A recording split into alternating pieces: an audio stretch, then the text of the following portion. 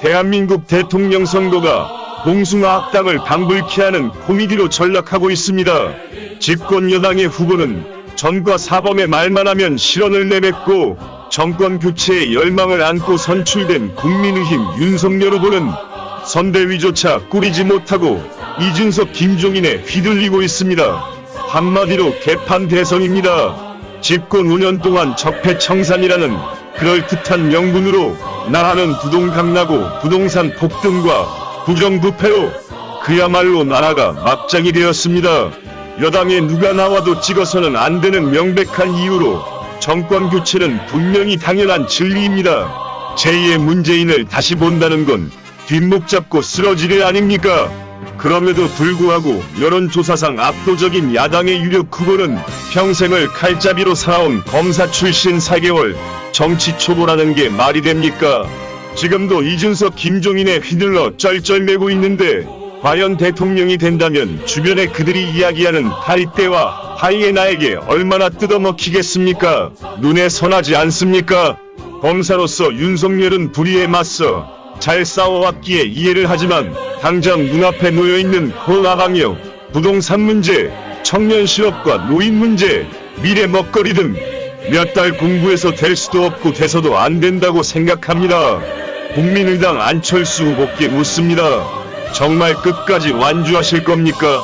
지금의 지지율 4에서 5% 지지율로 버틸 자신 있습니까?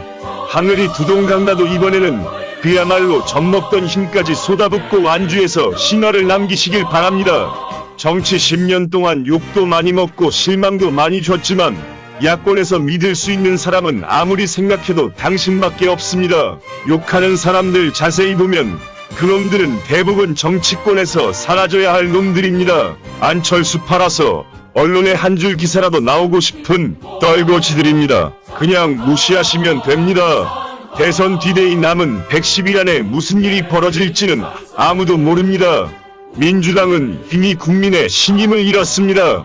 이재명 후보는 경기도지사까지만 했어야 했습니다.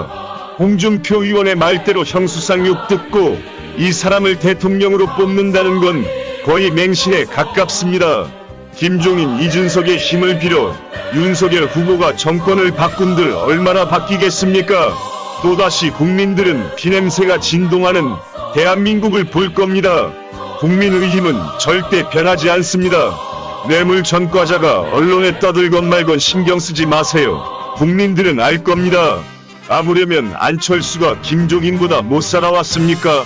좌파 방송 틀면 단골로 나오는 풋내기 야당 당대표가 조롱해도 그러려니 하시길 바랍니다. 우리가 흔히 이런 자들을 관종이라 합니다.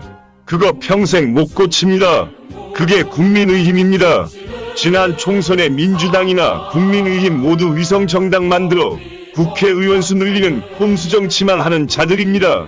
4.7 보궐선거 때는 간슬기라도 빼줄 것 같은 여론이 지금은 어떻습니까? 계속 양보만 외치고 마치 정권 교체 안 되면 안철수 탓이라고 할 자들입니다. 이미 경험했지 않습니까? 2012년 대선 때 문재인이 박근혜에게 지고 나서 좌파들이 안철수 때문에 졌다고 배변을 쏟았지 않습니까? 그렇게 도와줘도 남 탓하는 게 지금의 정치인들이고 삼류 언론입니다. 석유 한 방울 안 나는 나라, 말만 금수강산이지 땅속에 아무것도 없는 황폐한 나라, 남북도 갈라졌는데 동서도 갈라진 나라, 요소수 하나에 한 방에 무너진 나라, 미래는 개뿔, 적폐청산한다고 과거에 묻혀 시간만 허비하는 나라, 밤새서 이야기해도 긍정보다 부정이 많은 이 나라는 미래를 이야기하는 지도자가 나서야 합니다.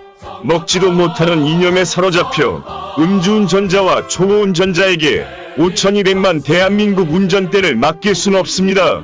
여수에서 광화문까지 뛰었던 패기와 우기를 믿습니다.